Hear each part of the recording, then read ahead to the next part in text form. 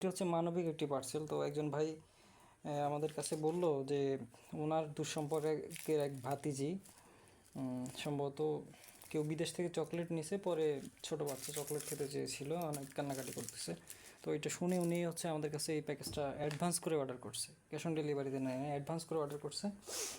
তো সেজন্য আমরা কি করছি, এখানে কিছু লেয়ার চকলেট এক্সট্রা বাড়তি দিয়ে দিছি।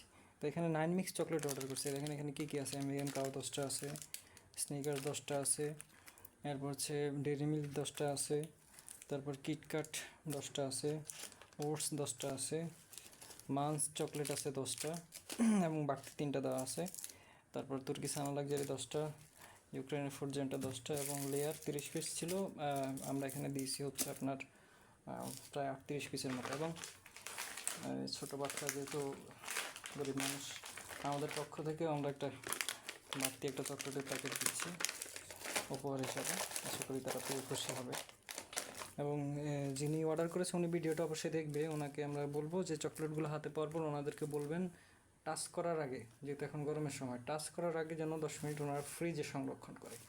কারণ ডেইরি মিল্ক, স্নিকার্স এই টাইপের যে চকলেটগুলো, সেগুলো কিন্তু গরমে কিছুটা নরম থাকে। নরম থাকা মানে নষ্ট হয়ে যাবে না। তো এই যে যেমন এখন যে হার্ট শেপ আছে, তো নরম থাকলে এটা যখন টাচ করবে তখন এটা শেপটা, যে শেপটা নষ্ট হয়ে যাবে। চকলেট কিন্তু নষ্ট হয় না, মানে সৌন্দর্যটা নষ্ট হয়ে যাবে আর কি, যাই হোক। তো ফ্রিজে রাখলে এটা হয় না। ফ্রিজে যখন রাখে 10 মিনিট, তখন এটা আবার আগের মতো ব্যবস্থায় ফিরে আসে। যাই হোক, এটা প্যাকেজিং করা হচ্ছে এবং এটা পাঠিয়ে দেওয়া হবে।